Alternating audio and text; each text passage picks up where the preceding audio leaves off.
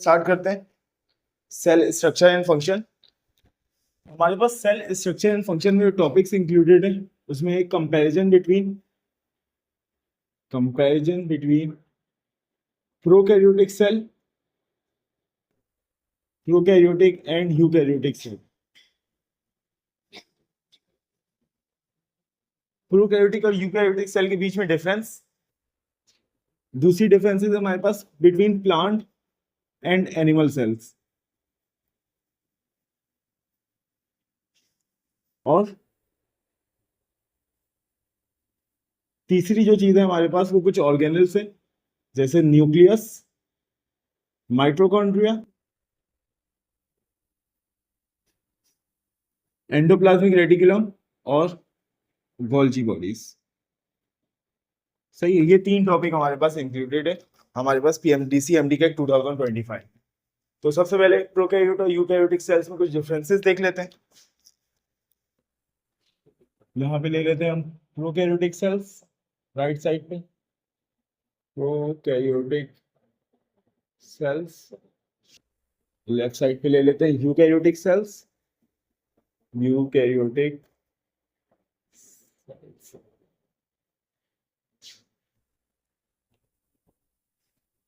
सही, और इनके बीच के डिफरेंसेस देख लेते हैं। सबसे पहला डिफरेंस जो प्रोकैरियोटिक सेल और यूकैरियोटिक सेल के बीच है वो इनके नाम में छुपा हुआ है। सही है, प्रो का मतलब क्या होता है? पुराना, ओल्ड, या फिर हम कह सकते हैं प्रिमिटिव। प्रो का मतलब क्या होता है? प्रिमिटिव, पुराना। और कैरियन का मतलब क्या होता है? न्यूक्लियस। इसी तरह यू का मतलब क्या होता है?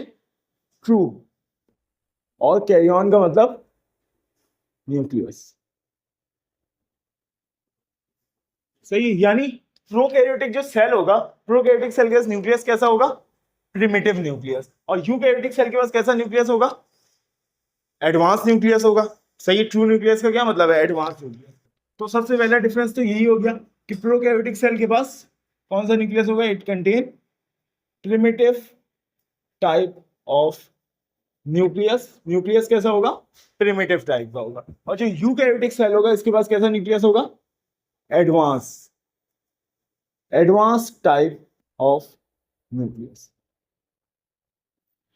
अच्छा, प्रिमिटिव टाइप का न्यूक्लियस है, मतलब कुछ डिफरेंस होगा न्यूक्लियस में। तो इसके पास जो न्यूक्लियस होता है उसमें nuclear membrane, nuclear membrane and nucleolus are absent. ये दोनों क्या होते हैं? इनमें एब्सेंट होते हैं। जबकि अगर हम बात करें यूकैरियोटिक सेल्स की, तो यूकैरियोटिक सेल्स में न्यूक्लियर मेम्ब्रेन, न्यूक्लियस के ऊपर जो मेम्ब्रेन होती है, nuclear membrane and nucleolus are present, ये दोनों प्रेजेंट होते हैं। सही है। तीसरा जो बेसिक डिफरेंस है प्रोकैरियोटिक सेल में और यूकैरियोटिक सेल में, वो ये है कि प्रोकैरियोटिक सेल में मेम्ब्रेन बाउंड ऑर्गेनल्स भी एब्सेंट होते हैं। Membrane bound organelles are absent. जबकि यूकैरियोटिक सेल में मेम्ब्रेन बाउंड ऑर्गेनल्स क्या होंगे? प्रेजेंट होंगे। Membrane bound organelles are present. अच्छा, मेम्ब्रेन बाउंड ऑर्गेनल्स कौन से? मेम्ब्रेन बाउंड ऑर्गेनल्स 2 तरह के होते हैं। मेम्ब्रेन बाउंड ऑर्गेनल्स जो होते हैं वो 2 तरह के होते हैं। कुछ होते हैं डबल मेम्ब्रेन बाउंड ऑर्गेनल्स और कुछ होते हैं single membranes organelles, single membrane bound organelle. Double membrane bound organelles में कौन से ऑर्गेनल्स आगे? न्यूक्लियस। न्यूक्लियस प्रेजेंट होता है प्रोकैरियोटिक सेल में? नहीं होता है। ट्रू न्यूक्लियस प्रेजेंट नहीं होता है, एब्सेंट होता है। सही है। और कौन सा आ जाता है डबल मेम्ब्रेन? माइटोकॉन्ड्रिया। माइटोकॉन्ड्रिया ये भी किस में आ जाता है? Double membrane bound organelles. Single membrane bound organelle में endoplasmic reticulum, Golgi bodies, lysosomes, peroxisome, peroxisomes, glyoxysomes, ETC, ये सब आ जाते हैं सिंगल मेम्ब्रेन बाउंड ऑर्गेनल्स। सही है। अच्छा, क्या प्रोकैरियोटिक सेल के पास कोई भी ऑर्गेनल नहीं होगा? कोई ऑर्गेनल नहीं होगा? ऑर्गेनेल होगा, नॉन मेम्ब्रेनस ऑर्गेनेल होगा। तो प्रोकैरियोटिक सेल के पास कोई ऑर्गेनेल नहीं होता, इसका मतलब कोई मेम्ब्रेन बाउंड ऑर्गेनेल नहीं होता, इसका मतलब इसके पास नॉन मेम्ब्रेनस ऑर्गेनेल होते हैं। अगर इनके पास कोई भी ऑर्गेनेल नहीं होते तो यहाँ पे हम लिखते हैं it contain no organelle, all organelles are absent. मगर इनके पास नॉन मेम्ब्रेनस ऑर्गेनेल होते हैं। नॉन मेम्ब्रेनस ऑर्गेनेल कौन होते हैं? राइबोसोम। राइबोसोम्स इनके पास प्रेजेंट होता है। आ रही है बात समझ में? अच्छा, अब राइबोसोम से इनके पास प्रेजेंट होता है, इनके पास राइबोसोम्स प्रिमिटिव टाइप का होता है, यानी उनका सेडिमेंटेशन रेट कितना होता है? 70s।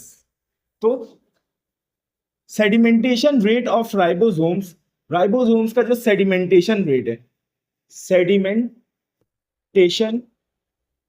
रेट वो कितना होता है प्रोकैरियोटिक सेल में? 70s। कितना होता है? 70s। और इस चीज को याद रखना कि इसमें दो सब यूनिट्स होते हैं, एक का होता है 50s और दूसरे का होता है 30s। लार्जर सब यूनिट का 50s और स्मॉलर सब यूनिट का 30s। याद रहेगी ये बात? सही है। तो अच्छा, 50 और 30 मिला के कितना होते हैं? 80। मगर दोनों को अगर मिला दें तो दोनों को मिला के दोनों का कलेक्टिवली जो सेडिमेंटेशन रेट होगा वो कितना होगा? 70s। इस चीज को भी याद रखना, ये चीज अक्सर बच्चे भूल जाते हैं कि larger sub unit of prokaryotic ribosome का sedimentation rate 50s, smaller sub unit of prokaryotic ribosome का सेडिमेंटेशन रेट 30s। मगर दोनों को मिला दें और एक राइबोसोम बना दें तो उस राइबोसोम का जो सेडिमेंटेशन रेट होगा कलेक्टिवली वो कितना होगा? 70s। इसी तरीके से अगर हम यूकैरियोटिक राइबोसोम्स को देखें तो यूकैरियोटिक राइबोसोम्स का जो सेडिमेंटेशन रेट होता है वो होता है 80s। इसमें जो लार्जर सब यूनिट होता है उसका सेडिमेंटेशन रेट 60s और स्मॉलर सब यूनिट का 40s। सही है। और दोनों को मिला के 100s हो रहे हैं, मगर दोनों को कलेक्टिवली 80s हम कहते हैं। अच्छा, बड़ा कौन सा है इसमें से? इसमें साइज में बड़ा कौन है, प्रोकैरियोटिक या यूकैरियोटिक? कौन सा राइबोसोम साइज में बड़ा है, जिसका सेडिमेंटेशन रेट ज्यादा है? सेडिमेंटेशन रेट क्या होता है, किसी को पता है? सेडिमेंटेशन रेट, सेडिमेंटेशन रेट क्या होता है? रेट का मतलब तो स्पीड, रेट का मतलब क्या है? स्पीड। सेडिमेंटेशन हम कहते हैं किसी भी चीज के सेटल डाउन होने को। किसको कहते हैं? सेटल डाउन होने को। तो it is a speed by which any substance get settled down on the bottom। ये स्पीड है किसी भी सब्सटेंस की जिसमें कोई भी सब्सटेंस बॉटम में क्या हो जाता है? सेटल डाउन हो जाता है। मिसाल के तौर पे कोई एक बड़ा सा पत्थर है, उसको अगर मैं पानी में डालता हूं वो फौरन सेटल डाउन हो जाएगा, इसका मतलब उसकी सेटल डाउन होने की स्पीड ज्यादा है। ऐसी है, इसकी सेटल डाउन होने की स्पीड ज्यादा है और वो तेजी से सेटल डाउन होगा, इसका मतलब उसका सेडिमेंटेशन रेट क्या है? ज्यादा है। और अगर ये बहुत ही बारीक सा, बहुत ही छोटा सा, बहुत ही माइन्यूट सा अगर कोई जर्रा है, कोई ग्रेन है, उसको मैं डालता हूं पानी में तो आराम आराम से तैरता हुआ नीचे जाएगा, इसका मतलब उसका सेडिमेंटेशन रेट क्या होगा? कम होगा। ऐसे ही उसका सेडिमेंटेशन रेट कम होगा, यानी वो देर से सेटल हो रहा है, उसकी स्पीड कम है। तो जो चीज छोटी होगी उसका सेडिमेंटेशन रेट कम होगा, जो चीज बड़ी होगी उसका सेडिमेंटेशन रेट ज्यादा होगा। इसका सेडिमेंटेशन रेट कम है, इसका मतलब ये छोटा है, इसका सेडिमेंटेशन रेट ज्यादा है, इसका मतलब ये। ठीक है, आगे बढ़ते हैं। और क्या डिफरेंस है प्रोकैरियोटिक सेल और यूकैरियोटिक सेल में? प्रोकैरियोटिक सेल हमेशा हमेशा यूनिसेलुलर होगा। हमेशा कैसा होगा? Unicellular, always unicellular. कभी भी कोई प्रोकैरियोटिक सेल मल्टी सेलुलरली नहीं प्रेजेंट हो सकता, हमेशा अकेला प्रेजेंट होगा। ऑलवेज कैसा प्रेजेंट होगा? यूनिसेलुलर। जबकि जो यूकैरियोटिक सेल है it could be present as unicellular, ये अकेला भी पाया जा सकता है, और मल्टी सेलुलर। जैसे हम मल्टी सेलुलर ऑर्गेनिज्म है, हमारे अंदर जो सेल है वो कौन सा है? यूकैरियोटिक। जो हमारे पास प्रोटोजोआ है, एल्गी है, वो भी यूकैरियोटिक सेल है, मगर वो कैसे है? यूनिसेलुलर। जैसे क्लैमिडोमोनास है, सही है, अमीबा है, ये सब क्या है? यूकैरियोटिक सेल, मगर यूनिसेलुलरली पाए जाते हैं। तो यूकैरियोटिक सेल यूनिसेलुलर भी पाए जा सकते हैं, और मगर प्रोकैरियोटिक सेल सिर्फ यूनिसेलुलर पाया जाएगा। सही है। इसके अलावा हमारे पास जो प्रोकैरियोटिक सेल होता है इसमें नो हिस्टोन प्रोटीन्स, कोई भी हिस्टोन प्रोटीन नहीं होता है इन डीएनए। डीएनए के अंदर हिस्टोन प्रोटीन ऐड नहीं होता है, यानी इनके क्रोमैटिन मटेरियल में हिस्टोन प्रोटीन एब्सेंट होता है। जबकि यूकैरियोटिक सेल में histone proteins present, histone proteins present होते हैं। कहां प्रेजेंट होते हैं? इन क्रोमेटिन मटेरियल, और we can say that in chromosomes. सही है। इसके अलावा इनमें सर्कुलर डीएनए होता है। इनमें डीएनए कैसा होता है? सर्कुलर डीएनए होता है। सही है। और इसमें डीएनए कैसा होता है? लॉन्गिट्यूडनल डीएनए होता है। सही। इसके अलावा इनके पास समटाइम्स एक्स्ट्रा क्रोमोसोमल मटेरियल भी प्रेजेंट होता है। कभी कभी इनके पास क्या प्रेजेंट होते हैं? एक्स्ट्रा क्रोमोसोमल मटेरियल, जिनको हम क्या कहते हैं? याद आ रहा है कुछ? प्लाज्मिड। क्या कहते हैं? प्लाज्मिड। जबकि इनके पास नो प्लाज्मिड, कोई भी प्लाज्मिड नहीं होता है। और क्या डिफरेंस है? डिफरेंस ये है कि इनके पास कोई भी मेम्ब्रेन बाउंड ऑर्गेनेल नहीं होते हैं प्रोकैरियोटिक सेल के पास। तो इसका मतलब इनके पास माइटोकॉन्ड्रिया भी नहीं होता है। और माइटोकॉन्ड्रिया अगर नहीं होता है तो मतलब ये रिस्पायरेशन भी करना इनके लिए क्या हो जाएगा? बहुत ज्यादा मुश्किल हो जाएगा। मगर ये तो रिस्पायरेशन करते हैं, cellular respiration, glycolysis, Krebs cycle, electron transport chain. अब तुम लोगों को याद होगा, तुम लोग माइटोकॉन्ड्रिया पढ़े होगे तो उसकी मेम्ब्रेन में इलेक्ट्रॉन ट्रांसपोर्ट चेन होता था, याद है? अगर मैं तुम लोगों को याद दे रहा हूं, ये माइटोकॉन्ड्रिया था, ये माइटोकॉन्ड्रिया की इनर मेम्ब्रेन थी जिसको हम कहते थे क्रिस्टी। इनमें फोल्ड्स होती थी जिनको हम क्या कहते थे? क्रिस्टी। इनमें कुछ प्रोटीन्स होती थी, जो प्रोटीन्स क्या करती थी? इलेक्ट्रॉन ट्रांसपोर्ट चेन में हेल्प करती थी। ऐसे ही था, याद आ रहा है कुछ इस तरह का? अब इनके पास तो माइटोकॉन्ड्रिया नहीं होता है, मगर इनको इलेक्ट्रॉन ट्रांसपोर्ट चेन परफॉर्म करना है, तो ये कैसे करेंगे? तो दे हैव मीजोसोम्स। इनके पास क्या होते हैं? मीजोसोम्स। मगर यूकैरियोटिक सेल में क्योंकि माइटोकॉन्ड्रिया होता है तो मीजोसोम्स आर एब्सेंट, मीजोसोम्स एब्सेंट होते हैं। अब मीजोसोम्स क्या होते हैं, किसी को पता है? मीजोसोम्स, व्हाट आर मीजोसोम्स? मीजोसोम्स क्या है? मीजोसोम्स, तो मीजोसोम्स के बारे में याद रखना, मीजोसोम्स आर इन्वेजिनेशंस, या फिर हम कह सकते हैं foldings in the plasma membrane. Plasma membrane में foldings in the plasma membrane. Plasma membrane, जैसे ये प्लाज्मा, यहां पे एक सेल बना लेते हैं, सही है। इस सेल के अंदर, इस सेल मेम्ब्रेन में ये जो फोल्डिंग है, इसको हम कहते हैं मीजोसोम। और इसमें प्रेजेंट होती है रिस्पायरेटरी प्रोटीन्स, जो कि क्या करती हैं? रिस्पायरेशन में हेल्प करती है। ठीक है। इनके पास मीजोसोम्स होता है और इनके पास मीजोसोम्स एब्सेंट होता है। उसके अलावा कुछ टेक्निकल चीजें देख लेते हैं, जैसे they lack introns. Prokaryotic cell के पास इंट्रॉन्स नहीं होते हैं। इंट्रॉन्स याद है? हमारे पास जेनेटिक मटेरियल था, यहां पे बताता हूं कि वहां जगह कम हो जाएगी, इसको मिटाओ। देखो, हमारे पास जो मैसेंजर आरएनए बनता था, मैसेंजर आरएनए में कुछ कोडिंग रीजन्स थे और कुछ बेकार नॉन कोडिंग रीजन थे। ये सब नॉन कोडिंग रीजन है, बेकार है, इनको हम कहते थे इंट्रॉन्स। और जो कोडिंग रीजन होते थे, जो काम के होते थे, उनको हम क्या कहते थे? एक्सॉन्स। तो इनके पास प्रोकैरियोटिक सेल के पास इंट्रॉन्स नहीं होते, they only contains coding region. इनके पास कोई भी बेकार सेगमेंट मैसेंजर आरएनए में नहीं होता है। जबकि यूकैरियोटिक सेल में introns are present, introns present होते हैं। इसके अलावा they have only one type of RNA polymerase. इनके पास आरएनए पॉलीमरेज सिर्फ एक टाइप का होता है, आरएनए पॉलीमरेज सिर्फ एक टाइप का होता है। जबकि यूकैरियोटिक सेल में 3 types of RNA polymerases are present. 3 types of RNA polymerases are present. कौन से 3 टाइप के?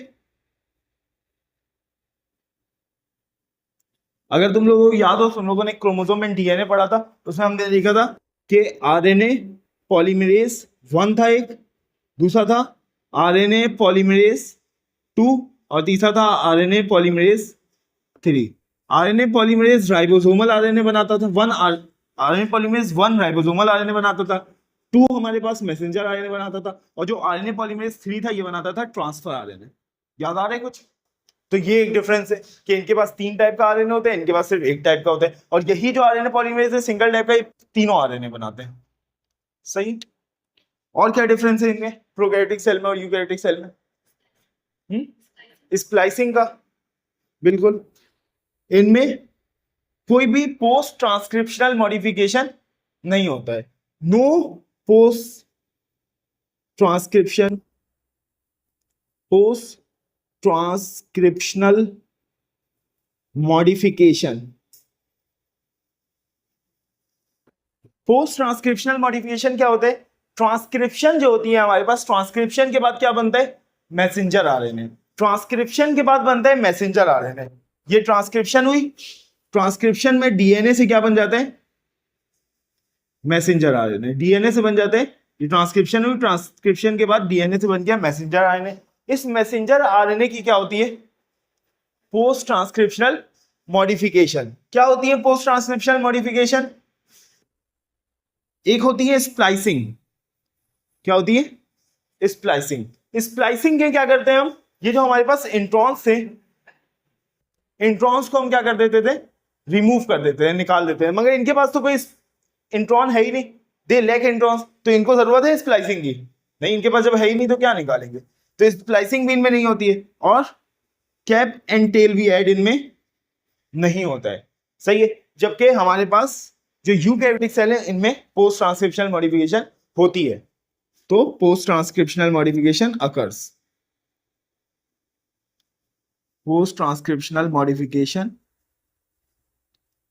अकर्स। क्यों? क्योंकि इनमें इंट्रॉन्स प्रेजेंट है, और इंट्रॉन्स प्रेजेंट है तो इंट्रॉन्स क्योंकि नॉन कोडिंग है तो इनको बाहर निकालना है। तो इनको बाहर निकालने के लिए हमें क्या करना होगा? पोस्ट ट्रांसक्रिप्शनल मॉडिफिकेशन करनी होगी। इसके अलावा प्रोकैरियोटिक सेल में जो फ्लैजिला होता है, फ्लैजिला बना होता है प्रोकैरियोटिक सेल में। Flagella is made up of flagellin protein. Flagella किससे बना होता है? फ्लैजिलिन प्रोटीन से। मगर यूकैरियोटिक सेल में जो फ्लैजिला होता है ये बना हुआ होता है ट्यूबुलिन प्रोटीन से। सही, ये एक डिफरेंस है। तो ये कुछ डिफरेंसेस है, इनको याद रखना। चलो अब सेकेंड पार्ट देखते हैं, differences between animal cells and plant cell. ये सेकेंड टॉपिक है हमारा।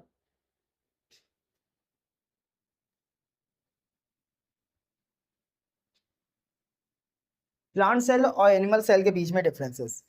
सबसे पहला डिफरेंस जो एनिमल सेल और प्लांट सेल के बीच में वो ये है कि animal cells are smaller in size. Animal cells plant की निस्बत साइज में क्या होते हैं? छोटे होते हैं। इनका जो डायमीटर है वो 10 to 30 माइक्रोमीटर होता है। जबकि प्लांट सेल की बात करें तो plant cells are larger in size as compare to animal cell, और इनका जो डायमीटर है वो 10 to 100 माइक्रोमीटर तक एक्सटेंड करता है, तो काफी बड़ा है। एनिमल जो सेल है ये मेनली सर्कुलर शेप का होता है और इरेगुलर शेप का होता है। सर्कुलर होता है या फिर इरेगुलर इन शेप होता है। जबकि plant cells are regular in shape. Plant cell हमेशा शेप में कैसे होते हैं? रेगुलर होते हैं। या तो ये रेक्टेंगुलर होते हैं, ज़्यादातर कंडीशन में रेक्टेंगुलर होते हैं, और किसी किसी कंडीशन में क्यूबॉइडल भी होते हैं, और कहीं कहीं हेक्सागोनल भी होते हैं। हेक्सागोनल, सही। तो ये इनके शेप की बात हो गई। अच्छा, ये जो हमारे पास एनिमल सेल होते हैं ये हेट्रोट्रॉफिक होता है, हेट्रोट्रॉफिक सेल होता है। इसका मतलब ये अपना खाना खुद से नहीं बनाते हैं बल्कि ब्लड से हासिल करते हैं। हेट्रोट्रॉफिक सेल होने का क्या मतलब है? कि ये ब्लड से अपने लिए न्यूट्रिएंट्स को हासिल करता है। और हेट्रोट्रॉफिक ऑर्गेनिज्म होने का क्या मतलब है? ये बाहर से हासिल करते हैं। और ऑटोट्रॉफिक ऑर्गेनिज्म होने का क्या मतलब है? बाहर से न्यूट्रिएंट्स को हासिल नहीं करते हैं। और ऑटोट्रॉफिक सेल होने का क्या मतलब है? कि उनका सेल बाहर से न्यूट्रिएंट्स को हासिल नहीं करता है बल्कि सेल के अंदर ही फोटोसिंथेसिस होती है और सेल के अंदर ही न्यूट्रिएंट्स बन जाते हैं। आ रही है बात समझ में? तो इनका सेल कैसा होता है? हेट्रोट्रॉफिक। जबकि plant cells are autotrophic without any exception. बगैर किसी एक्सेप्शन के सारे प्लांट सेल कैसे होते हैं? ऑटोट्रॉफिक होते हैं। एनिमल सेल हेट्रोट्रॉफिक होता है, इसका मतलब it lack chlorophyll. Animal cell के पास क्लोरोफिल नहीं होता है। प्लांट सेल के पास क्लोरोफिल होता है, क्लोरोफिल प्रेजेंट होता है। सही। अगर एनिमल सेल की बात करें तो एनिमल सेल के पास प्लास्टिड्स भी क्या होते हैं, एब्सेंट होते हैं। Plastids are absent. प्लास्टिड्स में क्लोरोप्लास्ट भी आ जाता है, क्रोमोप्लास्ट भी आ जाता है, लीकोप्लास्ट, तीनों आ जाते हैं। जबकि प्लांट सेल के पास प्लास्टिड्स प्रेजेंट। और याद रखना प्लास्टिड्स का क्या मतलब है, प्लास्टिड्स का मतलब मोर स्पेसिफिकली क्लोरोप्लास्ट, और साथ में इसके अंदर आ जाते हैं क्रोमोप्लास्ट भी और लीकोप्लास्ट भी, तीनों आ जाते हैं। सही है। अच्छा, जो एनिमल सेल में होता है, इसमें एनिमल सेल के अंदर न्यूक्लियस जो होता है वो सेंटर में प्रेजेंट होता है, यानी सेल के बीच में। जबकि प्लांट सेल में न्यूक्लियस जो होता है वो कहाँ प्रेजेंट होता है, सेल के पेरिफ्री में, यानी साइड पे प्रेजेंट होता है, बीच में प्रेजेंट नहीं होता है। ये एक प्लांट सेल है, इसमें न्यूक्लियस कहाँ होगा, साइड में। और ये अगर एक एनिमल सेल है, इसे न्यूक्लियस कहाँ होगा, सेंटर में। क्यों, ऐसा क्यों है, वैक्यूल। जो प्लांट सेल होता है इसमें लार्ज सेंट्रल वैक्यूल होता है, जबकि एनिमल सेल्स में vacuoles only present in lower animals, only present in lower animals, या फिर हम कह सकते हैं ये प्रेजेंट होता है प्रोटोजोआ में, सिर्फ प्रोटोजोआ में। सही है। बड़े एनिमल्स, लार्ज एनिमल्स जो होते हैं उनमें वैक्यूल एब्सेंट होता है। और प्रोटोजोआ में भी जो वैक्यूल प्रेजेंट होता है वो होता है स्मॉल वैक्यूल्स। कैसे होते हैं वो, छोटे वैक्यूल्स होते हैं और बहुत सारे होते हैं, प्लांट के जैसे बड़े वैक्यूल्स नहीं। इसके अलावा बात करें हम ग्लाइऑक्सीजोम्स की, तो ग्लाइऑक्सीजोम्स एक ऑर्गेनेल है, पढ़ा होगा तुम लोगों ने, ये एब्सेंट होता है। एनिमल में कैसा होता है, ये एब्सेंट। जबकि प्लांट में अगर देखें हम, तो प्लांट में ग्लाइऑक्सीजोम्स आर प्रेजेंट, प्लांट में ग्लाइऑक्सीजोम्स प्रेजेंट होते हैं। अच्छा, इसके अलावा एक और ऑर्गेनेल उसको हम कहते हैं लाइसोसोम्स। लाइसोसोम्स एनिमल में प्रेजेंट होता है, लाइसोसोम्स एनिमल में क्या होते हैं, प्रेजेंट होते हैं, जबकि लाइसोसोम्स प्लांट में एब्सेंट होते हैं। Lysosomes are absent in plants. सही है। इसके अलावा animal can perform phagocytosis. Animal क्या कर सकते हैं, फेगोसाइटोसिस, यानी किसी सेल को ईट कर सकता है, किसी सॉलिड पार्टिकल को क्या कर सकता है, कैप्चर कर सकता है बाय एंडोसाइटोसिस, ऐसे ही है। मगर plant can not perform phagocytosis. There is no phagocytosis occurs in plant. Phagocytosis plant में नहीं होता है अनफॉर्चुनेटली। सही, यहां तक समझ में आ गई बात। इसके अलावा जो हमारे पास प्लांट सेल होते हैं, प्लांट सेल के अंदर flagella are usually absent. Usually absent का क्या मतलब है, कभी कभी प्रेजेंट भी होते हैं। कहाँ प्रेजेंट होते हैं, याद करो, जो लोअर प्लांट्स थे, तुम लोगों ने लोअर प्लांट्स पढ़ा था, ब्रायोफाइट्स। ब्रायोफाइट्स जब अपने स्पम्स बनाते थे तो उनके पास फ्लैजिला होते थे, याद आ रहा है कुछ इस तरह का। तो लोअर प्लांट्स के जो स्पम होते थे उनके पास फ्लैजिला होता था, वो स्विम करते हुए जाते थे ओवम के पास, कुछ इस तरह का याद आ रहा है तुम लोगों को। तो यूजुअली एब्सेंट होते हैं मगर प्रेजेंट हो भी सकते हैं। मगर एनिमल्स में फ्लैजिला प्रेजेंट होते हैं। फ्लैजिला क्या होते हैं एनिमल्स में, अच्छा वो है, सॉरी। तो एनिमल में फ्लैजिला प्रेजेंट होता है मगर flagella are usually absent in plants.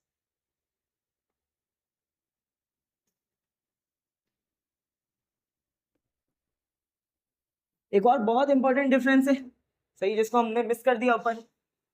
Plant cell के पास सेल वॉल एब्सेंट होता है, जबकि animal sorry sorry sorry animal cell के पास सेल वॉल एब्सेंट होता है, जबकि प्लांट सेल के पास cell wall sorry plant cell के पास सेल वॉल प्रेजेंट होते हैं। सही है। अब जो एनिमल सेल होते हैं इनमें आउटर मोस्ट बाउंड्री क्या होती है एनिमल सेल की, आउटर मोस्ट बाउंड्री क्या होती है, सेल मेम्ब्रेन। सबसे बैरूनी बाउंड्री क्या होती है, जबकि जो एनिमल सेल्स होते हैं इनमें जो आउटर मोस्ट बाउंड्री है वो क्या है, सेल वॉल। क्लियर? सही है। जब हम लेक्चर कर रहे हैं तो लेक्चर हम स्पेसिफिकली सिलेबस को फॉलो करते हुए करेंगे। सही है। और सिलेबस के बाहर से थोड़ी बहुत जो चीज़ें होंगी जो इंपॉर्टेंट होंगी उसको हम लोग एमसीक्यूज में कवर करेंगे। चलो न्यूक्लियस स्टार्ट करते हैं। सबसे पहले जो न्यूक्लियस है, न्यूक्लियस की डिस्कवरी, न्यूक्लियस को किसने डिस्कवर किया? तो nucleus was discovered by Robert brown. Nucleus को किसने डिस्कवर किया? रॉबर्ट ब्राउन ने इन 1831 में रॉबर्ट ब्राउन ने न्यूक्लियस को डिस्कवर किया। और न्यूक्लियस जो है it is the largest organelle, कह सकते हैं इसको लार्जेस्ट ऑर्गेनेल है हमारे सेल का। सही है, लार्जेस्ट ऑर्गेनेल है एंड इट इज, ये भी याद रखना एमसीक्यूज के लिए, it is the first organelle to be discovered.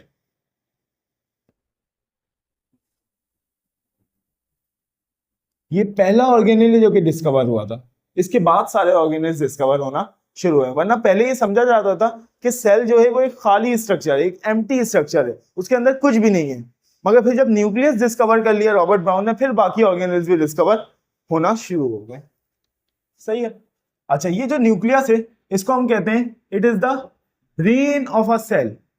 Brain या फिर इसको कहते हैं control centre of a cell, control centre of a cell. सही, शुरू से तुमने सुना होगा कि इसको control centre of the cell कहते हैं। कोई पूछे कि क्यों control centre of the cell कहते हैं, तो फिर तुम लोग कह दोगे कि because it controls all of the cells, क्योंकि सारे के सारे सेल्स की मेटाबॉलिक एक्टिविटी को कंट्रोल करते हैं। Because it controls all of the cells metabolic functions, पूरे सेल के मेटाबॉलिक फंक्शन को कंट्रोल करता है, इसलिए हम इसको कहते हैं कंट्रोल सेंटर। अब कोई पूछ ले मेटाबॉलिक फंक्शन क्या होता है, तो metabolism is the overall all the reactions which happen in our body is called metabolism. जितने भी रिएक्शंस हमारी बॉडी में होते हैं उन सबको कलेक्टिवली हम क्या कहते हैं? मेटाबॉलिज्म कहते हैं। इसका मतलब ये हमारी बॉडी के रिएक्शंस को कंट्रोल करते हैं। मेटाबॉलिज्म का क्या मतलब है? रिएक्शंस, तो ये हमारी बॉडी के रिएक्शंस को कंट्रोल करता है। सही है। कोई पूछ ले रिएक्शंस को कैसे कंट्रोल करता है, अब क्या जवाब दोगे? न्यूक्लियस हमारी सेल के अंदर के रिएक्शंस को कैसे कंट्रोल करता है? एंजाइम्स के जरिए। बिल्कुल, हमें पता है कि जितने भी रिएक्शंस हमारी बॉडी में होते हैं, ऑल रिएक्शंस रिक्वायर एंजाइम्स। सारे रिएक्शंस को क्या चाहिए? एंजाइम्स चाहिए। And all enzymes are protein in nature. सारे एंजाइम किस नेचर के? Protein. And all proteins are formed from messenger RNA. सारे प्रोटीन किससे बनते हैं? और सारे मैसेंजर आरएनए किससे बनते हैं? और सारे डीएनए कहां प्रेजेंट होते हैं? न्यूक्लियस के अंदर। इसका मतलब डीएनए न्यूक्लियस के अंदर जो डीएनए वो बनाते हैं मैसेंजर आरएनए। उस मैसेंजर आरएनए से बनती है प्रोटीन जो कि बिहेव करती हैं एज एंजाइम्स, और ये एंजाइम्स करवाते हैं रिएक्शंस। इसका मतलब जो एंजाइम्स डीएनए बनवाएगा वही रिएक्शन परफॉर्म होगा, और जिस रिएक्शन का एंजाइम डीएनए नहीं बनवाएगा वो रिएक्शन सेल में परफॉर्म नहीं होगा। तो पूरी की पूरी सेल की मेटाबॉलिज्म को कौन कंट्रोल कर रहे हैं? DNA. And DNA is present inside the nucleus, तो हम कहते हैं न्यूक्लियस क्या है? सेल का ब्रेन है। आगे बात समझ में। अब जो न्यूक्लियस है, न्यूक्लियस चार चीजों से मिलकर बनता है। Nucleus is made up of 4 components. 4 चीजों से बनके बनता है, मिलके बनता है न्यूक्लियस। सबसे पहला कंपोनेंट है न्यूक्लियर मेम्ब्रेन। न्यूक्लियर मेम्ब्रेन सबसे पहला कंपोनेंट जो न्यूक्लियस के अंदर है, यहां पे बना रहा हूं, वो है ये न्यूक्लियस का मेम्ब्रेन। सही है, सबसे पहला कंपोनेंट ये जो न्यूक्लियर मेम्ब्रेन है।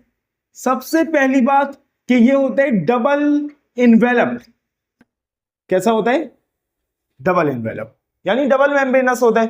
2 मेम्ब्रेन्स होती हैं, डबल मेम्ब्रेन्स होती हैं, और in between 2 membranes, in between 2 membranes, 2 membrane के बीच में क्या है? क्या नजर आ रहा है 2 मेम्ब्रेन के बीच में?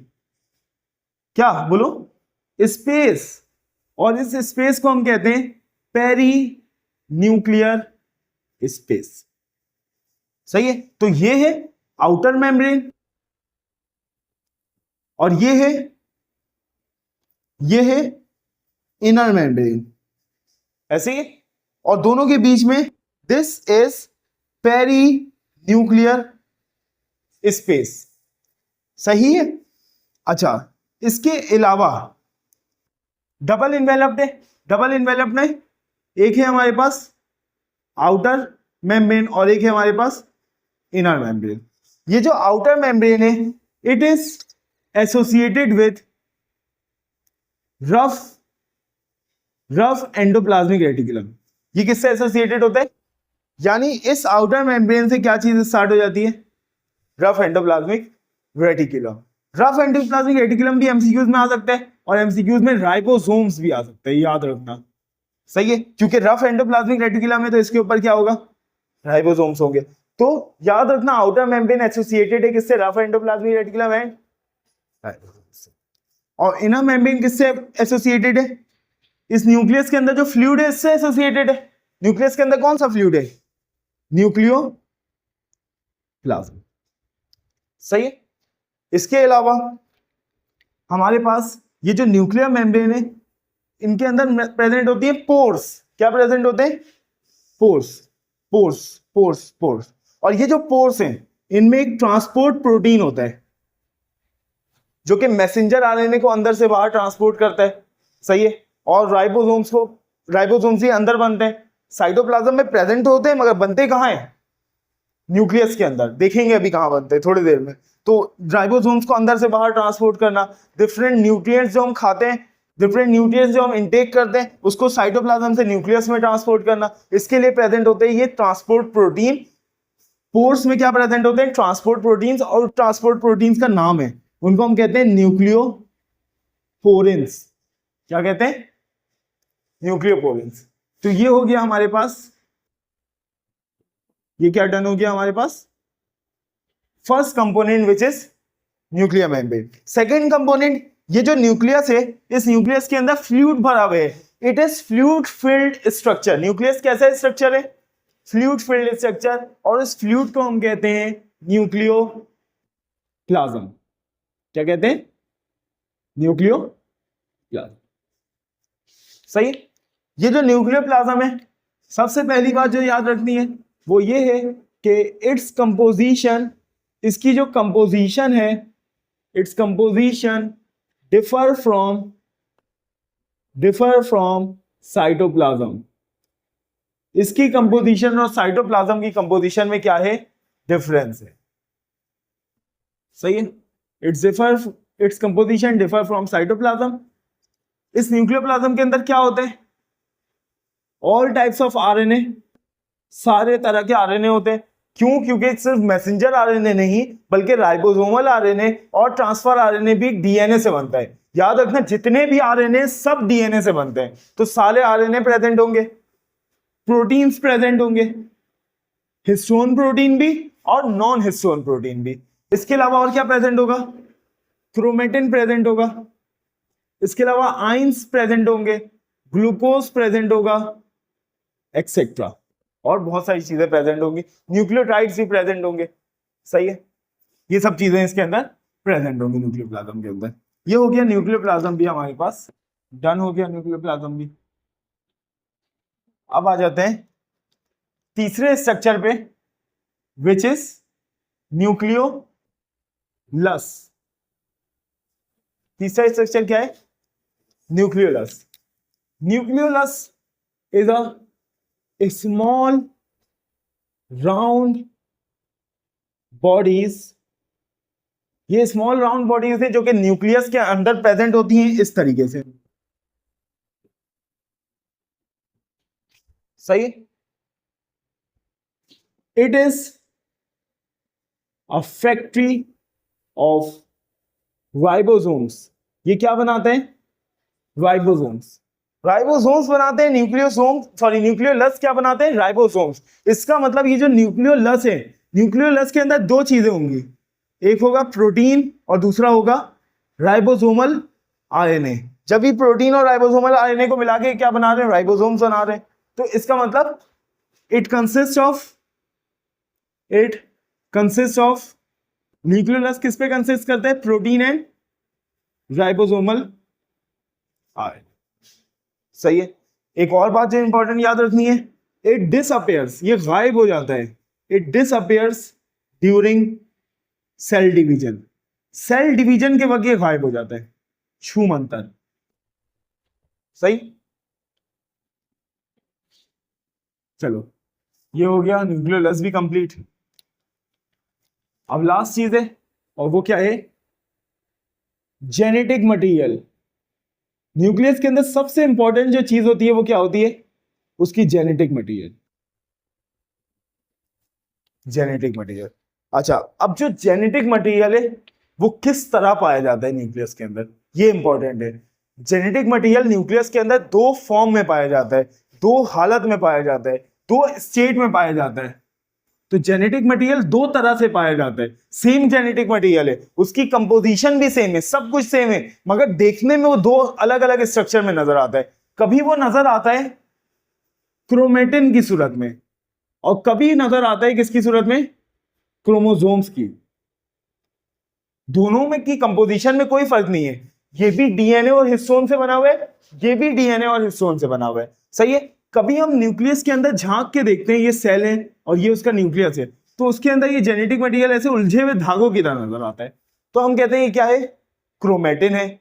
और कभी हम न्यूक्लियस के अंदर झांक के देखते हैं तो उसके अंदर ये इस तरीके से नजर आता है जेनेटिक मटेरियल, तो हम कहते हैं ये क्या है? क्रोमोसोम है। दोनों की कंपोजिशन में कोई फर्क नहीं है, सेम कंपोजिशन है दोनों की। ये भी हिस्टोन से प्लस डीएनए से मिलकर बनता है, ये भी हिस्टोन से और डीएनए से बनके बनता है। क्या फर्क है फिर दोनों में?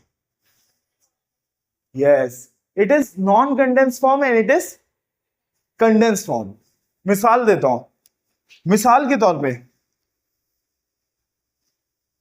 ये एक न्यूक्लियस है और इसके अंदर ये डीएनए और हिस्टोन प्रेजेंट है इस तरीके से, उलझे हुए धागों की तरह। सही है, ये उलझे हुए धागों की तरह है। सही है, उलझे हुए धागों की तरह। अब मुझे इसको डिवाइड करना है, इस क्रोमेटिन मटेरियल से मुझे, इस क्रोमेटिन मटेरियल को मुझे दो हाफ में डिवाइड करना है, क्योंकि सेल डिवाइड होगा। आधा क्रोमेटिन मटेरियल, जेनेटिक मटेरियल मुझे एक सेल में भेजना है, आधा दूसरे सेल में भेजना है। क्या मैं इस तरह इसको डिवाइड कर सकता हूं? बहुत मुश्किल हो जाएगा ना। यहां पे मेरे पास एक ब्लैक कलर का धागा है और एक ग्रीन कलर का धागा है। मुझे ब्लैक कलर के धागे को भी आधा करना है और ग्रीन कलर के धागे को भी आधा करना है। तो मैं करूंगा क्या? मैं इस तरीके से इस धागे को कॉइल करना शुरू कर दूंगा, इस तरीके से। ऐसे ही होगा। ग्रीन कलर का धागा मैंने अलग कॉइल कर लिया और ब्लैक कलर का धागा मैंने, ये इस तरह से कॉइल नहीं होते हैं, इस तरह से कॉइल होते हैं। इसमें दो लोग बनते हैं इस तरीके से। सही, ग्रीन कलर के धागे में भी दो लोग बनते हैं इस तरीके से। मैंने क्या कर दिया? इसको कॉइल कर दिया ताकि मैं इसको क्या कर सकूं? बांट सकूं। अब देखो, अब इसको बांटना आसान हो गया। अब मैं एक ग्रीन कलर का, इस ग्रीन कलर को बीच से तोड़ूंगा, एक को डाल दूंगा एक सेल में, दूसरे को डाल दूंगा दूसरे सेल में। ब्लैक कलर को बीच से तोड़ूंगा, ये देखो ये इस तरीके से बन जाएगा, इस तरीके बन जाएगा। इसको बीच से तोड़ूंगा, एक को एक सेल में डाल दूंगा, एक को दूसरे सेल में। तो ये जो क्रोमेटिन है, ये जो लंबे से धागे थे ग्रीन कलर के, इसको बस मैंने कॉइल कर दिया। और ये जो ब्लैक कलर का धागा था, इसको मैंने कॉइल कर दिया, बस। और तो कुछ नहीं किया। तो मतलब दोनों की कंपोजिशन में कोई फर्क नहीं है, बस ये अनकॉइल्ड फॉर्म है और ये कॉइल्ड फॉर्म है। सही है। तो ये जो क्रोमेटिन मटेरियल है, ये कैसा है? अनकॉइल्ड। और क्रोमोसोम कैसा है? कॉइल। क्रोमेटिन मटेरियल कब पाया जाता है सेल में? ये पाए जाते हैं नॉन डिवाइडिंग सेल में। ये कहां पाए जाते हैं? एक ऐसा सेल जो अपना सारा काम कर रहा है, बस डिवाइड नहीं कर रहा है। और जब सेल डिवाइड करने लगता है, नॉन डिवाइडिंग सेल बन जाता है एक डिवाइडिंग सेल, तो इसके अंदर जो ये उलझे हुए धागे हैं, ये इस तरह से कॉइल हो जाते हैं। सही। और फिर डिवाइड होने के बाद दोबारा ये अनकॉइल्ड हो जाते हैं। फिर जब तक सेल दोबारा डिवाइड नहीं करेगा, ये अनकॉइल्ड रहेगा। फिर जब दोबारा सेल डिवाइड करेगा, वो कॉइल्ड हो जाएगा। आई बात? माइटोकॉन्ड्रिया का एक मशहूर नाम है और वो है powerhouse of the cell. Powerhouse of the cell, ऐसे ही है। सही है। इसको powerhouse of the cell कहते हैं क्योंकि सेल की जितनी भी एनर्जी है वो कहां बनती है? माइटोकॉन्ड्रिया में बनती है। तो इट सिंथेसाइज एनर्जी, ये बनाता है energy in the form of, किस फॉर्म में? In the form of ATP. इसका माइटोकॉन्ड्रिया के नाम के अलावा एक और नाम है और वो नाम है कॉन्ड्रोसोम। कॉन्ड्रोसोम सही, मगर ज्यादा मशहूर नाम माइटोकॉन्ड्रिया है, कॉन्ड्रोसोम इतना मशहूर नहीं है। तो ये एटीपी बनाता है, सही है, इसीलिए इसको हम कहते हैं powerhouse of the cell. अगर इनका इसका शेप देखें तो इसका शेप अलग अलग हो सकता है अलग अलग सेल में, मगर जो सबसे कॉमन शेप है इसका वो है बीन शेप। सही, ये इसका सबसे कॉमन शेप है बना, ये रॉड की तरह भी हो सकता है, फिलामेंट की तरह भी हो सकता है, मगर सबसे कॉमन जो होगा बीन शेप का होगा। उसके अलावा it is found in constant motion. अगर तुम माइटोकॉन्ड्रिया की एनिमेशन भी देखो तो माइटोकॉन्ड्रिया इस तरीके से वाइब्रेट कर रहा होता है, कॉन्स्टेंटली क्या कर रहा होता है, वाइब्रेट कर रहा होता है, क्योंकि बहुत ज्यादा एनर्जी बना रहा होता है ये, इसलिए उस एनर्जी की वजह से क्या कर रहा होता है, वाइब्रेट कर रहा होता है, यानी मोशन में होता है। सही है। अच्छा, अभी जो माइटोकॉन्ड्रिया है ये डबल मेम्ब्रेनस स्ट्रक्चर है, it is a double membranous structure. Double membranous structure का क्या मतलब है कि इसमें दो मेम्ब्रेन्स है। सही है, दो मेम्ब्रेन्स है, एक है आउटर मेम्ब्रेन और दूसरी है इनर मेम्ब्रेन। सही है। अब ये जो आउटर मेम्ब्रेन है ये स्मूथ है, जबकि जो इनर मेम्ब्रेन है, इनर मेम्ब्रेन में फोल्डिंग्स पाई जाती हैं। क्या पाई जाती हैं?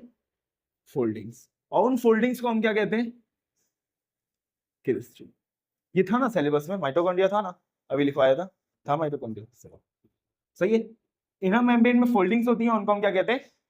क्रिस्टी कहते हैं, याद रखना। And this cristae contain many enzyme complexes. इसमें बहुत सारे एंजाइम कॉम्प्लेक्सेस होते हैं जो कि क्या परफॉर्म करते हैं? They perform electron transport chain. उसके अलावा हमारे पास जो डबल मेम्ब्रेनस स्ट्रक्चर है इसमें पोर्स प्रेजेंट होते हैं। क्या प्रेजेंट होते हैं? पोर्स। सही है, ताकि डिफरेंट प्रोटीन्स अंदर आ सके और बाहर जा सके। सही है। उसके अलावा तुम लोगों को याद होगा कि हमारे पास साइटोप्लाज्म में क्या बनता था? साइटोप्लाज्म में बनता था एसिटाइल कोए। ऐसे ही है। और एसिटाइल कोए कहां जाता था? माइटोकॉन्ड्रिया के अंदर जाता था। याद आ रहा है इस तरह का कुछ? तो उसको अंदर जाने के लिए क्या चाहिए? फोर्स चाहिए। फिर माइटोकॉन्ड्रिया के अंदर एटीपी बनते हैं, उन एटीपी को कहां जाना है? बाहर जाना है। उसके लिए भी क्या चाहिए? फोर्स चाहिए। सही है। तो माइटोकॉन्ड्रिया के पास क्या होते हैं? पोर्स। और ये पोर्स जो होते हैं, इस पोर्स में भी ट्रांसपोर्ट प्रोटीन्स होते हैं, बिल्कुल न्यूक्लियस की तरह। न्यूक्लियस के पोर में जो ट्रांसपोर्ट प्रोटीन्स था उनका नाम क्या था? न्यूक्लियोपोरिन। इनमें जो पोर्स हैं, इनके पोर्स में जो ट्रांसपोर्ट प्रोटीन्स है उनको हम कहते हैं सिंपली पोरिन्स। क्लियर? इसके अलावा माइटोकॉन्ड्रिया के अंदर जो फ्लूइड होता है, माइटोकॉन्ड्रियल फ्लूइड जो होता है, माइटोकॉन्ड्रियल फ्लूइड, इस माइटोकॉन्ड्रियल फ्लूइड को हम क्या कहते हैं? इसको हम कहते हैं मैट्रिक्स। क्या कहते हैं? Matrix. And this matrix, mitochondrial matrix contain enzymes. इस माइटोकॉन्ड्रियल मैट्रिक्स में क्या होते हैं? एंजाइम्स होते हैं। एंजाइम्स के अलावा एक बहुत इंपॉर्टेंट चीज होता है और वो होता है सर्कुलर डीएनए। कौन सा डीएनए? इसके पास इसका अपना डीएनए भी है, और इस डीएनए से क्या बनाना है इसको? Messenger RNA. और मैसेंजर आरएनए से प्रोटीन। प्रोटीन बनाने के लिए क्या चाहिए? राइबोसोम्स। तो इनके पास इनका अपना राइबोसोम्स ही होता है। इनके पास 70S राइबोसोम्स होते हैं। कौन सा राइबोसोम्स? सही है। एमसीक्यूज में इस तरह भी पूछा जा सकता है कि इनके पास, माइटोकॉन्ड्रिया के पास कौन सा डीएनए होता है? तो एमसीक्यूज में प्रोकैरियोटिक डीएनए के नाम से भी ऑप्शन हो सकता है। प्रोकैरियोटिक डीएनए क्यों? क्योंकि सर्कुलर डीएनए प्रोकैरियोटिक डीएनए और 70S ribosomes is prokaryotic ribosomes. सही है। इसीलिए क्योंकि इनके पास इनका अपना डीएनए, अपना राइबोसोम्स है, इसीलिए they are considered as semi autonomous. इनको हम क्या कंसिडर करते हैं? सेमी ऑटोनोमस स्ट्रक्चर, यानी ये अपने आधे फैसले खुद से कर सकता है। सही है। यहां तक कि ये डिवाइड भी न्यूक्लियस की मर्जी से नहीं करता है, अपनी मर्जी से करता है। न्यूक्लियस की मर्जी से कौन डिवाइड करेगा? जिसको रिएक्शन करने के लिए एंजाइम्स जो चाहिए होंगे, उसका जो कोड होगा वो कहां प्रेजेंट होगा? न्यूक्लियस के डीएनए में। मगर इनको डिवाइड करने के लिए जो एंजाइम्स चाहिए वो खुद ही बना लेते हैं अपने डीएनए से, इसलिए इनको डिवाइड करने के लिए भी न्यूक्लियस की जरूरत नहीं है, खुद ही डिवाइड कर लेते हैं। And they divide by fission. ये किस प्रोसेस के जरिए डिवाइड करते हैं? Fission. Independent of the cell, यानी सेल डिवाइड करे ना करे, सेल से इसका कोई ताल्लुक नहीं है। ये खुद ही अपना डिवाइड करते हैं अपनी जरूरत के मुताबिक। सेल को एनर्जी की ज्यादा जरूरत है, ये डिवाइड कर जाएगा खुद ही। सही है। फिजन के जरिए। फिजन का मतलब क्या है? ये एक माइटोकॉन्ड्रिया है, ये डिवाइड होकर कितने माइटोकॉन्ड्रिया में टूट गया? 2। खुद ही से। क्लियर? हमारे पास जो एंडोप्लाज्मिक रेटिकुलम है, ये it is a network of membrane, it is a network of membrane extending from nuclear membrane till plasma membrane।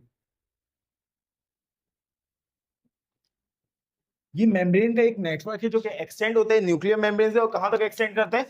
Plasma membrane तक। जैसे ये अगर एक सेल है तो इस सेल के न्यूक्लियर मेम्ब्रेन से स्टार्ट होगा एक मेम्ब्रेन का नेटवर्क, और ये मेम्ब्रेन का नेटवर्क कहां तक एक्सटेंड करेगा? प्लाज्मा मेम्ब्रेन तक। तो ये जो नेटवर्क है इसको हम क्या कहते हैं? एंडोप्लाज्मिक रेटिकुलम कहते हैं। सही है? अच्छा, इसमें एंडोप्लाज्मिक रेटिकुलम का कुछ पार्ट होता है जिसके ऊपर राइबोसोम होता है, वो पार्ट जो कि न्यूक्लियस के करीब होता है। याद रखना, राइबोसोम्स कौन से पार्ट में होंगे? जो न्यूक्लियस के करीब होगा। और राइबोसोम्स कहां एक्सटेंड होगा? जो न्यूक्लियस से दूर होगा या प्लाज्मा मेम्ब्रेन से करीब होगा। तो इस तरह एंडोप्लाज्मिक रेटिकुलम दो तरह का नजर आ रहा है, एक ऐसा जिसके ऊपर राइबोसोम है और एक ऐसा जिसके ऊपर राइबोसोम नहीं है। तो इस तरह एंडोप्लाज्मिक रेटिकुलम डिवाइड हो जाता है दो टाइप्स में। One is called as a ग्रेन्युलेटेड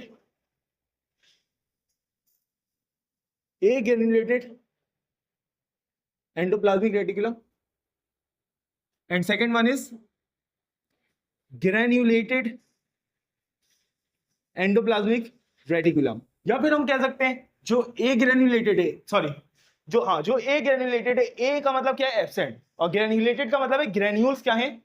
absent है। ग्रेन्यूल्स क्या होते हैं? स्फेरिकल बॉडीज, राउंड या स्फेरिकल बॉडीज को हम कहते हैं ग्रेन्यूल्स। सही है? तो ए ग्रेन्युलेटेड मतलब राउंड बॉडीज एब्सेंट है, तो इनको हम कह सकते हैं, एक और नाम दे सकते हैं स्मूथ एंडोप्लाज्मिक रेटिकुलम, यानी इनकी सरफेस कैसी है? स्मूथ। और कुछ ऐसे हैं जिनके ऊपर ग्रेन्यूल्स प्रेजेंट है, इनको हम कहते हैं ग्रेन्युलेटेड एंडोप्लाज्मिक रेटिकुलम। और ग्रेन्यूल्स के प्रेजेंट होने की वजह से इनकी सरफेस कैसी हो जाती है? रफ। तो इनको कह सकते हैं हम रफ एंडोप्लाज्मिक रेटिकुलम। अब ये जो रफ एंडोप्लाज्मिक रेटिकुलम है, ये रफ एंडोप्लाज्मिक रेटिकुलम ये कंटेन करते हैं, दे कंटेन राइबोसोम्स। क्या कंटेन करते हैं? राइबोसोम्स। तो इनका फंक्शन क्या है? Protein synthesis, that's it. सही है? जो अच्छा एक और बात कि it is present towards nuclear membrane. कहां प्रेजेंट होते हैं ये? ए ग्रेन्युलेटेड या rough smooth endoplasmic reticulum, they do not contain ribosomes. इनके अंदर राइबोसोम्स नहीं होते। इनका मतलब और ये कहां प्रेजेंट होते हैं? ये प्रेजेंट होते हैं towards plasma membrane. They are present towards plasma membrane. जब इनके पास राइबोसोम्स नहीं होते हैं तो ये प्रोटीन भी नहीं बना सकते। तो ये क्या करते हैं फिर? They are involve in lipid metabolism. ये किसमें इन्वॉल्व होते हैं? लिपिड मेटाबॉलिज्म में। लिपिड मेटाबॉलिज्म मतलब फॉस्फोलिपिड की सिंथेसिस करते हैं। कोई पूछ ले फॉस्फोलिपिड कहां बनता है, तो कहां बनता है वो? स्मूथ एंडोप्लाज्मिक रेटिकुलम में फॉस्फोलिपिड के सिंथेसिस करते हैं। उसके अलावा कोलेस्ट्रॉल की सिंथेसिस करते हैं। उसके अलावा ये कार्बोहाइड्रेट मेटाबॉलिज्म भी करते हैं, कार्बोहाइड्रेट मेटाबॉलिज्म भी करते हैं। इनका एक और काम है बहुत इंपॉर्टेंट, एक और काम इनका बहुत इंपॉर्टेंट ये है कि ये सिंथेसाइज करते हैं, दे सिंथेसाइज गोल्जी बॉडीज। ये क्या बनाते हैं? Golgi bodies. अभी बताता हूं कैसे बनाते हैं। इसके अलावा they perform detoxification of harmful drugs. जो हम दवाइयां खाते हैं उसमें जो बहुत हार्मफुल होते हैं उनकी डिटॉक्सिफिकेशन भी स्मूथ एंडोप्लाज्मिक रेटिकुलम करता है। ठीक है? आगे बात समझ में क्लियर है यहां तक? अच्छा, अब किस तरह ये सब काम होता है ये देखिए। ये है न्यूक्लियस। न्यूक्लियस के बाद जो प्रेजेंट है जो एंडोप्लाज्मिक रेटिकुलम, उसको हम कह रहे हैं स्मूथ, रफ। और उसके बाद स्मूथ। सही है? आ गया एंडोप्लाज्मिक रेटिकुलम। अब देखो, ये रहा राइबोसोम। सही है? मैसेंजर आरएनए आया और आके इस राइबोसोम से अटैच हो गया, और इस राइबोसोम ने बनाना शुरू कर दी प्रोटीन, और ये प्रोटीन कहां चला गया? एंडोप्लाज्मिक रेटिकुलम के अंदर। ये रफ एंडोप्लाज्मिक रेटिकुलम से चला गया स्मूथ एंडोप्लाज्मिक रेटिकुलम, और स्मूथ एंडोप्लाज्मिक रेटिकुलम में बिल्कुल टिप पे चला गया, सही है। जैसे ये टिप पे गया, स्मूथ एंडोप्लाज्मिक रेटिकुलम थोड़ा सा ग्रो की, बड़ी हुई, सही, और बड़ी होने के बाद इसकी मेम्ब्रेन यहाँ से फ्यूज हो गई, ये देखो गौर से देखना, इसको मैं यहाँ पे बड़ा करके बना देता हूँ स्मूथ एंडोप्लाज्मिक रेटिकुलम को, ये देखो, ये स्मूथ एंडोप्लाज्मिक रेटिकुलम है, सही है, इसको मैंने बड़ा कर दिया। वो जो प्रोटीन रफ एंडोप्लाज्मिक रेटिकुलम से बना था वो कहाँ आ गया, कहाँ आ गया, स्मूथ एंडोप्लाज्मिक रेटिकुलम में। अब क्या होगा, अब इस स्मूथ एंडोप्लाज्मिक रेटिकुलम की जो मेम्ब्रेन है ये थोड़ी सी बड़ी होगी इस तरीके से, और ये प्रोटीन ट्रांसपोर्ट हो जाएगा at the tip of this smooth endoplasmic reticulum. और उसके बाद होगा क्या, उसके बाद होगा ये कि यहां से ये मेम्ब्रेन हो जाएगी फ्यूज, और फ्यूज होने के बाद ये यहां से हो जाएगी डाइजेस्ट, और डाइजेस्ट होने के बाद ये स्मूथ एंडोप्लाज्मिक रेटिकुलम ऐसे ही रह जाएगा। और ये जो वेसिकल है इसको हम कहते हैं, इसको हम क्या कहते हैं, इसको हम कहते हैं तो वैसे वेसिकल है, ये वेसिकल जाता है और जाके क्या बना लेते हैं, गोल्जी बॉडीज। अब आ जाते हैं गोल्जी बॉडीज, सही है। तो इसके यहाँ पे ऐसे लाइन ड्रॉ कर देते हैं और यहाँ पे पढ़ लेते हैं गोल्जी बॉडीज। अच्छा, सिमिलरली हो सकता है कि यहाँ पे प्रोटीन ना हो, बल्कि वो जो फॉस्फोलिपिड जो स्मूथ एंडोप्लाज्मिक रेटिकुलम के अंदर बना है, फॉस्फोलिपिड, वो फॉस्फोलिपिड हो इसके अंदर, कोई भी चीज हो सकती है। गोल्जी बॉडीज का काम क्या होता है, गोल्जी बॉडीज का काम होता है किसी भी चीज को पैक करना और पैक करने के बाद ट्रांसपोर्ट करना, पढ़ा होगा तुम लोगों ने, पैकेजिंग एंड ट्रांसपोर्ट, ये काम है गोल्जी बॉडीज का। तो ये क्या किया, पैक किया इसने, और अब क्या कर देंगे, इसको ट्रांसपोर्ट कर देंगे। देखेंगे कैसे, अभी देखते हैं थोड़ी देर में। अब बात करते हैं गोल्जी बॉडीज की। गोल्जी बॉडीज जो है, गोल्जी बॉडीज को डिस्कवर किया था कैमिलियो गोल्जी ने, सही है, 1898 में। कब डिस्कवर किया था, 1898। और इसी कैमिलियो गोल्जी की वजह से गोल्जी बॉडी का नाम गोल्जी बॉडी रखा गया, सही है। ये जो गोल्जी बॉडी होता है, इट इज सिंथेसाइज्ड फ्रॉम, ये किससे बनता है, स्मूथ एंडोप्लाज्मिक रेटिकुलम से बनता है, सही। किस तरह बनता है यहां पे देख लेते हैं। ये देखो, ये एक सेल है और ये उसका न्यूक्लियस है, और ये यहां पे प्रेजेंट है। मान लेते हैं थोड़ी देर के लिए सब स्मूथ एंडोप्लाज्मिक रेटिकुलम है, थोड़ी देर के लिए, सही है। जो भी चीज यहां पे बनी थी, भले लिपिड हो, प्रोटीन हो, कुछ भी हो, ये कन्वर्ट हो जाएगा किसमें, इस तरह के वेसिकल्स में, उसके अंदर ये चीज होगी, जो भी चीज थी, वट एवर इट इज, जो भी चीज थी, सही है, हो गया। अच्छा, अब होगा क्या, ये जो वेसिकल बना है, अच्छा ये सारे एक साथ नहीं बनेंगे, पहले एक वेसिकल बनेगा। ये जो वेसिकल बना है ये न्यूक्लियस के पास आके इस तरीके से अरेंज हो जाएगा, सही है। फिर यहां से ये वेसिकल यहाँ आके न्यूक्लियस के पास अरेंज हो गया, इसके पास मटीरियल है। उसके बाद यहां से एक और वेसिकल निकलेगा, और ये वेसिकल न्यूक्लियस के पास आके इस तरह न्यूक्लियस के पास आके अरेंज हो जाएगा, सही है। फिर एक और वेसिकल निकलेगा, ये जब न्यूक्लियस के पास आएगा अरेंज होने, तो ये जो पुराने वेसिकल होंगे कहाँ चले जाएंगे, ऊपर चले जाएंगे, और इसकी जगह नए वेसिकल आ जाएंगे, सही है। फिर जब नया वेसिकल आएगा तो ये तीनों वेसिकल ऊपर चले जाएंगे, ये देखो 1, 2 और 3, और नीचे इसकी जगह पे क्या आ जाएगा, एक नया वेसिकल आ जाएगा, सही है। उसके बाद मिसाल के तौर पे एक और नया वेसिकल आ गया, ये एक और नया वेसिकल है, तो ये जो 4 वेसिकल पहले से थे ये कहाँ चले जाएंगे, ऊपर चले जाएंगे।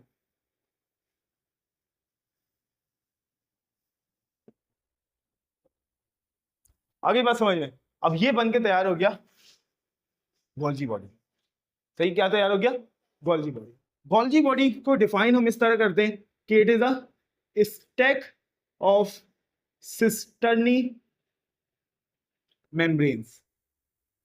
सिस्टर्नी मेम्ब्रेन्स क्या है, सिस्टर्नी इज अ शेप, ये जो ये शेप है इसको हम कहते हैं सिस्टर्नी, सही है। तो ये जो गोल्जी बॉडी है क्या है, स्टैक ऑफ सिस्टर्नी मेम्ब्रेन्स, बहुत सारी सिस्टर्नी मेम्ब्रेन का स्टैक है, बंडल है, उसको हम क्या कह रहे हैं, गोल्जी बॉडी। और इसके अंदर है क्या, इसके अंदर कुछ भी हो सकता है, इसके अंदर कार्बोहाइड्रेट हो सकता है, इसके अंदर लिपिड हो सकता है, इसके अंदर प्रोटीन भी हो सकता है, ऐसे ही है, कुछ भी हो सकता है। यहां पे हमने देखा था कुछ भी हो सकता है, ठीक है, तो इसके अंदर कुछ भी हो सकता है,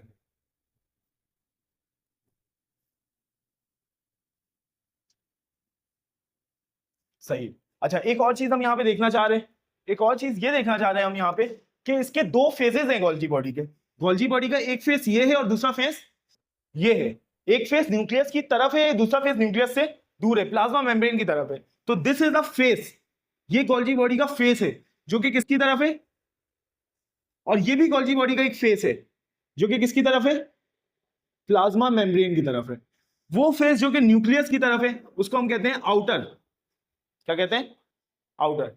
या फिर हम इसको कहते हैं फॉर्मिंग फेस, क्या कहते हैं, फॉर्मिंग फेस। क्यों फॉर्मिंग फेस कहते हैं, क्योंकि यहां से नए वेसिकल्स आ रहे हैं और यहां से गोल्जी बॉडी बन रहा है। और ये जो फेस है इसको हम कहते हैं इनर, जो कि प्लाज्मा मेम्ब्रेन के पास है। या फिर इसको कहते हैं हम मेच्योरिंग फेस, क्योंकि गोल्जी बॉडीज मेच्योर होते जा रही है तो ऊपर जाते जा रही है, मेच्योर यानी पुरानी होते जा रही है। तो सही है। इसके अलावा ये जो आउटर फेज है इसको कॉन्वेक्स भी कहते हैं हम, और जो इनर फेज है इसको कॉनकेव भी कहते हैं। तुम लोगों को नजर आ रहा होगा, ये देखो ये कॉनकेव है और ये कॉन्वेक्स है। सही है, नीचे वाला कॉन्वेक्स, ऊपर वाला कॉनकेव है। अच्छा, इसके अलावा अब बात कर लेते हैं इसके थोड़े से फंक्शन के बारे में। देखो इसका फंक्शन क्या है, ये करता ये है कि जो भी इसके पास ट्रांसपोर्ट मटेरियल होता है उस ट्रांसपोर्ट मटेरियल को ये क्या करता है, सबसे पहले मॉडिफिकेशन करता है इसकी, यानी इसको चेंज करता है। प्रोटीन है तो उससे ग्लाइकोप्रोटीन बनाता है, एंजाइम्स है तो एंजाइम्स को एक्टिवेट करता है। तो ये क्या करता है, ये क्या करता है, मॉडिफिकेशन। मॉडिफिकेशन करने के बाद क्या करता है, उसकी पैकेजिंग। पैकेजिंग कैसे, देखो मॉडिफिकेशन इसने करना स्टार्ट किया, अब जब तक ये ऊपर पहुंचेगा टॉप पे तब तक इसकी मॉडिफिकेशन क्या हो गई, डन हो गई। अब इसको क्या करना है, पैकेजिंग। अब ये क्या करेगा, इसके अपने अंदर से छोटे छोटे वेसिकल्स बनाएगा। छोटे छोटे क्या बनेंगे, छोटा होता जाएगा, छोटे छोटे क्या बनाएगा, वेसिकल्स। और फिर एक वक्त आएगा कि इस पूरा गोल्जी बॉडी जो ऊपर वाला था ये सब किस में कन्वर्ट हो जाएगा, वेसिकल में। और ये जो पुराना गोल्जी बॉडी था ये ऊपर आ जाएगा इसकी जगह पे, और फिर ये भी सारे वेसिकल्स में कन्वर्ट हो जाएगा। यानी अपने अंदर से एक बड़ा बैग है, उससे छोटे छोटे बैग बन गए।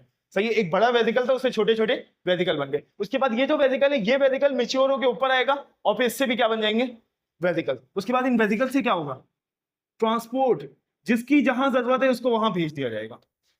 समझ गए। तो हुआ क्या, सबसे पहले जो भी प्रोटीन बना था, जो भी कार्बोहाइड्रेट बना था, जो भी फॉस्फोलिपिड बना था, जो भी स्टीरॉयड बना था, कोलेस्ट्रॉल बना था, उसकी पहले मॉडिफिकेशन हुई। मॉडिफिकेशन होने के बाद उससे वेसिकल्स बने यानी पैकेजिंग हुई, और पैकेजिंग होने के बाद ट्रांसपोर्ट हो गया। इन वेसिकल्स को हम कहते हैं गोल्जी वेसिकल्स। क्या कहते हैं,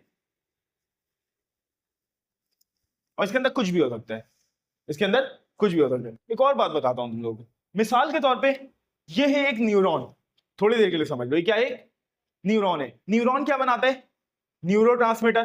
क्या बनाता है, न्यूरोट्रांसमीटर ज्यादातर प्रोटीन इन नेचर होते हैं, तो इसने एक प्रोटीन वाला न्यूरोट्रांसमीटर बनाया। ये रहा वो न्यूरोट्रांसमीटर। सही है, ये न्यूरोट्रांसमीटर आया स्मूथ एंडोप्लाज्मिक रेटिकुलम में, क्योंकि रफ एंडोप्लाज्मिक रेटिकुलम में प्रोटीन बना और वो ट्रांसपोर्ट हो गया स्मूथ एंडोप्लाज्मिक रेटिकुलम में। यहां से क्या बन गया, वेसिकल। और ये इस वेसिकल के अंदर क्या है, बोलो, न्यूरोट्रांसमीटर्स। ये न्यूरोट्रांसमीटर्स बना लिए गोल्जी बॉडीज। ये न्यूरोट्रांसमीटर एक्टिवेट होता गया और वो हो गया, मॉडिफाई हो गया, एक्टिवेट हो गया। एक्टिवेट होने के बाद यहां से क्या बना, गोल्जी वेसिकल। इन गोल्जी वेसिकल्स के अंदर क्या है, न्यूरोट्रांसमीटर। ये न्यूरोट्रांसमीटर जाएगा और न्यूरोट्रांसमीटर जाके बाइंड कर जाएगा किसके साथ, प्लाज्मा मेम्ब्रेन के साथ। और प्लाज्मा मेम्ब्रेन के बाइंड करने के बाद ये गोल्जी वेसिकल, न्यूरोट्रांसमीटर क्या हो जाएगा, एक्सोसाइटोसिस के जरिए रिलीज हो जाएगा सेल से। रिलीज हो गया सेल से एक्सोसाइटोसिस के जरिए। क्या हुआ, सबसे पहले न्यूरोट्रांसमीटर बनने के बाद गोल्जी बॉडी ने क्या किया, इसको मॉडिफाई किया, पैक किया और बाहर ट्रांसपोर्ट कर दिया। सही है। इसी तरीके से ये एक सेल है, इसको मिसाल के तौर पे it is a beta cell of pancreas. ये पैनक्रियास का बीटा सेल है। इसका मतलब ये क्या बनाएगा, इंसुलिन बनाएगा। इंसुलिन को रिलीज कर देगा सेल के अंदर से, क्या कर देगा, बाहर रिलीज कर देगा। कैसे रिलीज करेगा देखते हैं अभी। सबसे पहले सिर्फ रफ एंडोप्लाज्म, अच्छा रफ और स्मूथ दोनों बना लेते हैं, इसी में रफ है इसी में स्मूथ है, थोड़ी देर के लिए समझ लो। यहां पे डीएनए था जिसके अंदर इंसुलिन का कोड मौजूद था। डीएनए से बना मैसेंजर आरएनए, मैसेंजर आरएनए बाहर आया, यहां पे था राइबोसोम, राइबोसोम ने इस मैसेंजर आरएनए को पढ़ा और इंसुलिन प्रोटीन बना दिया। ये जो इंसुलिन प्रोटीन बना है, तुम लोग को ऐसे ही बता रहा हूं, ये है प्री प्रो इंसुलिन, यानी अभी ये एक्टिव नहीं है, प्री प्रो इंसुलिन। सही। ये इंसुलिन यहाँ इस रफ एंडोप्लाज्मिक रेटिकुलम से स्मूथ एंडोप्लाज्मिक रेटिकुलम में आया, यहां से छोटे छोटे वेसिकल्स बने। ये वेसिकल्स न्यूक्लियस के पास जाके क्या हुए, अरेंज हुए और मेच्योर हुए। उनके अंदर जो इंसुलिन था वो क्या हुआ, मॉडिफाई हुआ, यानी प्री प्रो इंसुलिन से क्या बन गया, इंसुलिन। जब ये मॉडिफाई हो गया, एक्टिवेट हो गया, तो ये जो गोल्जी बॉडी है ये इससे छोटे छोटे गोल्जी वेसिकल बनाया जिसके अंदर क्या भरा हुआ है, इंसुलिन। ये गोल्जी वेसिकल प्लाज्मा मेम्ब्रेन के साथ फ्यूज हुए और फ्यूज होने के बाद इंसुलिन को अपने अंदर से बाहर रिलीज कर दिया। इस तरह क्या हुआ, इस तरह गोल्जी बॉडी ने मॉडिफाई किया इंसुलिन को और पैक किया इंसुलिन को और ट्रांसपोर्ट कर दिया।